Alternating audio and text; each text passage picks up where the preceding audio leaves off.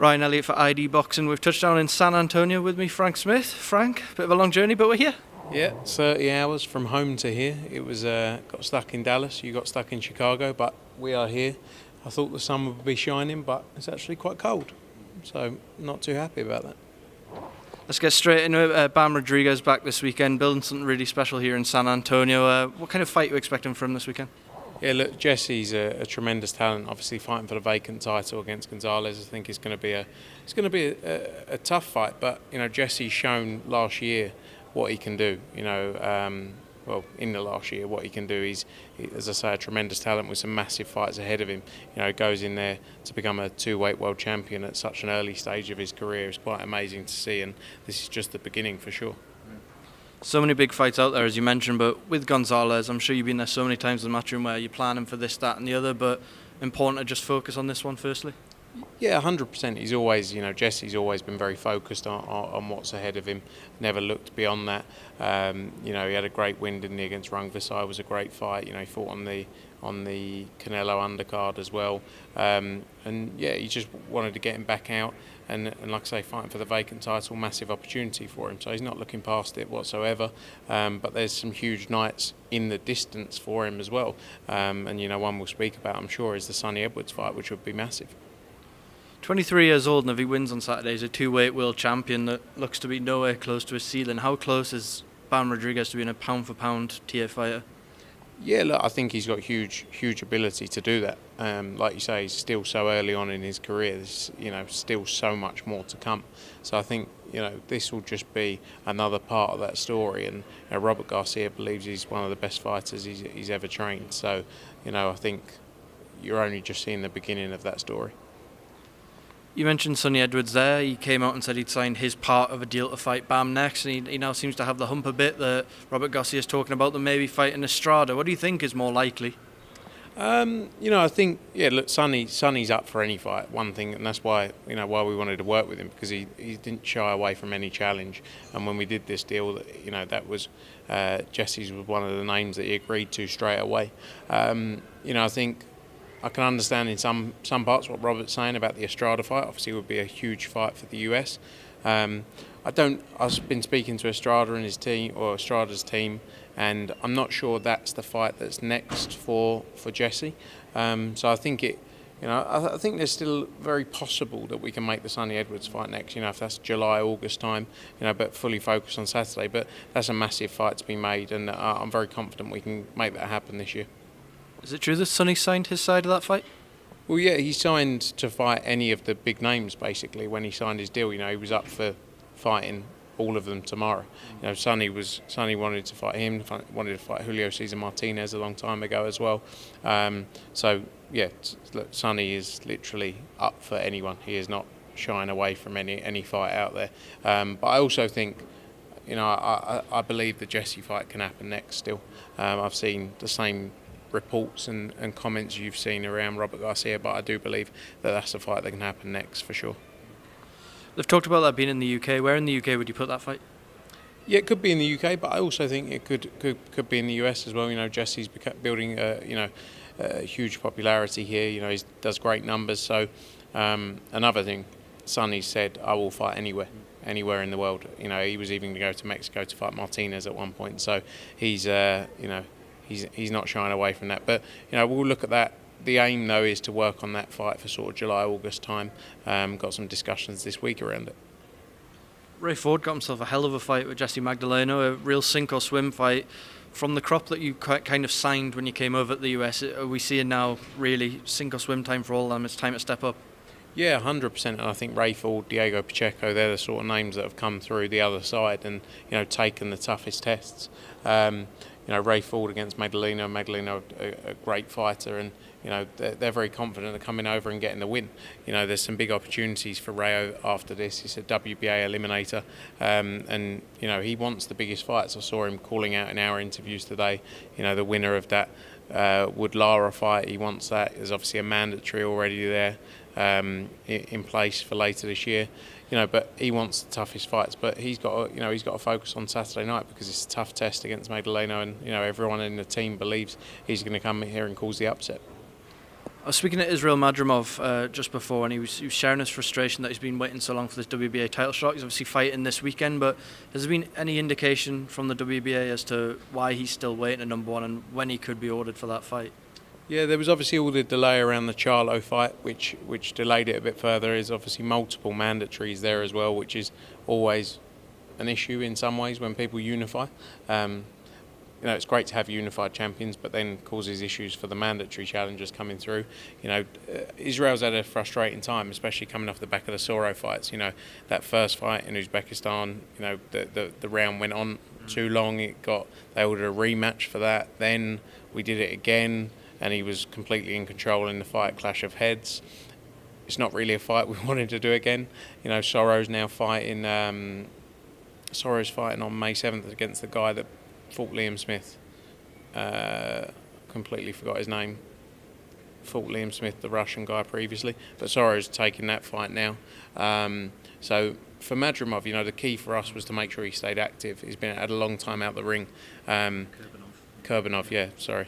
But he's had a long time out of the ring for him. So we wanted to make sure he stayed active. We were waiting in some ways to see if we could do something with the WBA, whether it was a interim title or something like that, but it didn't come round. So the focus was get him a fight now. Akhmadaliev's on the card as well, defending his title against his WBA and IBF titles against. My mind's gone to Tapales. Yeah. For us it was to keep him busy and get him out, and then look at a bigger fight towards the end of this year. With Akhmadaliev, I was speaking to him. Obviously, he's got this fight this weekend, but the undisputed fight, Inoue Fulton. If he comes through this and we kind of see how the dust settles over there, are you guys more than willing to try and make that fight next, the undisputed fight? Yeah, 100%. I think Inoue Fulton's been delayed to July, hasn't it? July 25th now, which was a shame because the timings worked quite well. But, Akhmadaliev's coming off the back of two mandatory fights as well. This one ordered by the IBF and the last one, Rios, ordered by the WBA. He wants those biggest fights. So, 100% we'd be up for making the undisputed fight next. And, I actually think Inoue against Akhmadaliev, would be a massive fight. So yeah, for sure, that's what he's looking at next. But again, it's a tough fight against Tapales on Saturday. Not a walk in the park, but he's a special fighter as well, Akhmadaliev. So looking forward to seeing him back in the ring. And yeah, big fights to end the year on. If that's in July, you're probably looking at sort of October, November time. But that's definitely what we're focused on, along with Vadim, his manager in World of Boxing. Been a mental 48 hours as always for boxing. We saw the news. Amir Khan has been banned for 2 years by UKAD. Tested positive for Osterine after his fight with Kell Brook. I'm sure you saw his interview with Sky and read everything. What did you make of what we saw? Yeah, I mean, I've missed a bit because I've been flying, so I haven't really kept up on it as much. Yeah, surprising. These things that the board knew about this for 12 months. In our previous history, the promoter would have known as well. But, I don't know. I don't want to go into we've had months and months and months and months of people saying things about us. I'm not going to go into too much detail. Without knowing all of the facts, I haven't read all of the information around it all. I'm not going to go into loads of detail and say all the things that people have been saying the other way around. So, we'll see what happens. I see he's been banned for 2 years. Which I'm sure doesn't really affect, he's in retirement. I think the one thing that is strange is, in that time we've even thought about fights with Amir Khan, and you wouldn't have even been aware there was an issue, or there was that in the background. So, I suppose that's another thing that the British Boxing Board of Control have to look at is, I suppose it's hard if he's a retired boxer, I don't know, but do you suspend a boxer pending inquiry? Again, I would never have known if we made a fight with Amir Khan. Would they have allowed it to go ahead? I don't know. But yeah, I'm not going to go into loads of detail without knowing too many facts about it because, I don't want to be like everyone else talking without the facts. Kell Brook came out and Ben Shalom came out, and they both said they only found out from social media as well. But with that said, I think with the UKAD confidentiality rules that the board probably had to keep it to themselves, as bad as it is. But is that something that needs to be changed really with the process that, we had it with White and Rivas obviously as well? Do you think the process needs to be changed whereby more parties are made aware? Yeah, I mean, I think the promoters have been made aware with UCAD case. I don't know if this is different, but in the past, promoters have been made aware of UCAD positive tests. So I don't know what that's about. Again, I'm not saying anything untoward. I'm just, I can't really comment on whether people know or didn't know. The board definitely would have known immediately as and when the results came back, and I would have thought the promoter would have known. I think this is all part of the discussion around how things improve moving forward, and that's something that will I'm sure play out over the next few months. Ellie Scotney, we saw she came out and said that she's been, as far as she's aware, her world title fight has been moved off of the Katie Taylor card. Chantel Cameron then put out a statement and said, yeah, it's true, and she said she didn't want the external distractions, etc. Can you just explain what's happened from Matchroom standpoint and what is the latest with Ellie Scotney's fight? Yeah, I think firstly we're planning on putting Ellie's fight a week or two later. We're just working through all the details now. So that fight will still take place. Look, obviously unfortunate. We saw what Chantel came out with, and that really covered off the detail, the reasons behind, from Chantel's perspective. And from our side, it's not really. It's something that Chantel pushed for, obviously, and I'm sure people can understand her reasoning for what she said, and I'm sure people, can understand Ellie's position on it. It's an unfortunate thing, but the focus for us is to make sure that Ellie gets her World Championship fight, and that's what we're working through now to put the details in place, and a small, unfortunate, but a small 10-14 day delay, something like that. I think the point Ellie made in her statement wasn't that the world title fight wouldn't be happening anymore. We know it's being moved to not too far away, but it was more being on the stage, a huge all-women's fight, and being on that card, an idol, Katie Taylor, etc. Has anyone from Matchroom spoken to Ellie, and do you understand the frustration of why she wanted it to be on that show? Yeah, look, I can understand Ellie's perspective as well. But Eddie's spoken to Ellie on numerous occasions. I've been speaking to Jake McGuigan a few times as well. So we've had a lot of communication back and forward. I can understand that she'd want to be on that major card with Taylor and Cameron. But it was feelings that Chantel had that were very strong, as she expressed in her statement as well. So, one of those unfortunate things, but we're trying to, resolve the situation as quick as possible to make sure that, fighters don't lose out on opportunities. When was that kind of flagged from Chantel? Because obviously we had the announcement a couple of weeks or so ago, or whatever it was, that Ellie would be fighting on. It's only kind of came out now that it's been shifted. When did this all start rumbling on? Yeah, look, it's been a discussion for a period, since that announcement, and obviously the news came out yesterday, but yeah, it's been back and forward discussions across the various people, and now the focus is, like I say, to get it rescheduled and get that fight moved to ensure Ellie's opportunity to win that IBF title, which is mandatory for. Dust settled now on the Anthony Joshua fight. Now you reflect and look back. What do you think of his performance? I think he went in there and won nearly every round, against a very tough fighter in Jermaine Franklin. I think maybe that not the downer part of it, but people's mentality afterwards. We were all hoping for that big knockout win, and that's what everyone was looking for. So I think that was the negative, if you like, from it. Like, he went in there and won nearly every round against Jermaine Franklin, and boxed really well and showed improvements that he's made under his new trainer. And the only negative was he didn't get a stoppage. And we'd all spoken about it, and everyone had talked that up, hadn't they? Mm-hmm. But look, Jermaine Franklin's a tough fighter. I think sometimes as well you don't talk about the other side and the fact that they made it more difficult, or they had a great chin, or So I think it was good to see many improvements that AJ's made. And I think you'll continue to see improvements with the more time he has alongside Derek James. So this is just the start, and a lot more to come this year.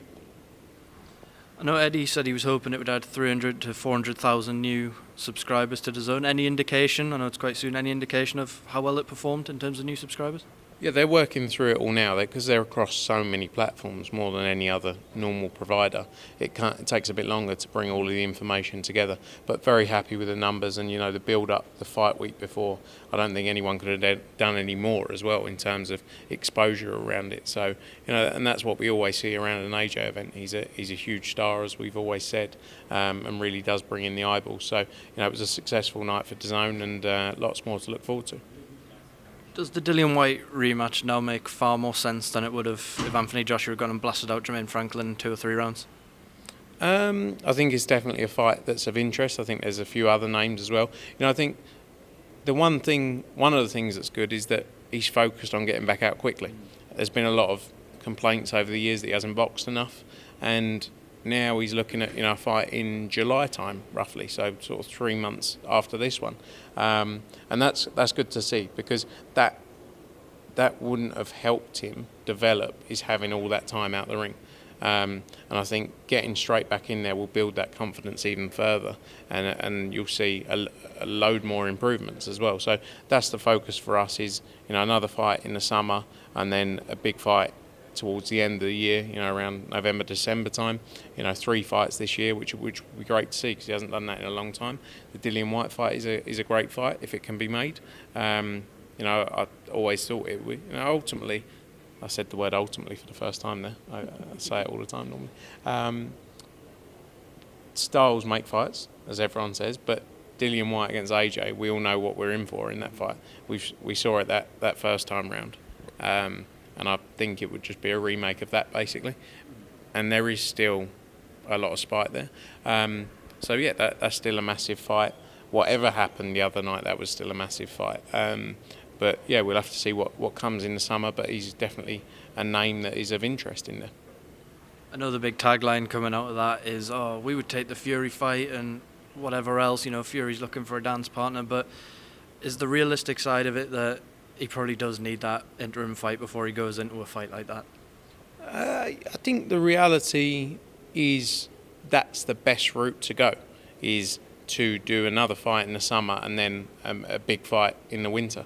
There's also a lot going on, isn't there? Still a lot of discussions, whether it's Usyk, Fury, whether it's, Fury against Joe Joyce. There's so many things, so many moving parts in there.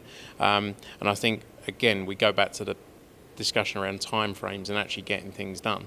We're not that far away from July now, and I think the most realistic approach is this, another fight there and then a big fight at the end of the year, which we'll start working on now. Final one, what's going on with Dmitry Bivol? Dmitry Bivol, I'm actually seeing Vadim, his manager, tonight or tomorrow, working on plans for his return, looking at June 17th for that. Hopefully some news soon. There's obviously the big focus at some point towards the end of the year is the Beterbiev fight or the Canelo fight. Beterbiev's obviously got the fight against Callum Smith first as his WBC mandatory, but they're 2 fights that Dmitry wants. He wants the toughest test. He's shown that. And I know Canelo's obviously got John Ryder May 6th. That's a fight we're very much looking forward to. But that's also something Canelo's spoken about a lot, is getting that rematch against Dmitry Bivol. He wants to do it at 175 as well. So I think everything's going to play out with Dmitry over the next sort of 7 to 10 days, and hopefully some news soon on that sort of June fight. And final one, because I've just remembered. Eubank Jr. Benn, how close is it? It's still ongoing. I think it's definitely a fight we all want to see. It's a fight that the public are interested in and something we're working hard on. No detail yet as to whether it will be announced tomorrow, next week, or if it's done.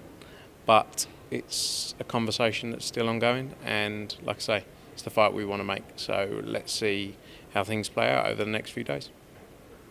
Let's just pretend the opponent's still up in the air then. When will Conor Benn's next fight be announced? Hopefully very soon. we're working non-stop on that. So hopefully very soon, we're pushing everything to get that up and running. He's obviously said June 3rd is a target date in Abu Dhabi. That's what we're working towards. And it's not far away now. 8 weeks away now. So if we're going to go with that, it needs to be announced very quickly. So we're working non-stop in the background, and as soon as we've got some news, we'll let you know. If it is that fight, is it £160? Yeah, if that fight happens, 100%. It's £160, no catch weight on that fight. So yeah, that fight would be set at 160. All will be revealed. Frank Smith, thank you as always, speaking at ID Boxing.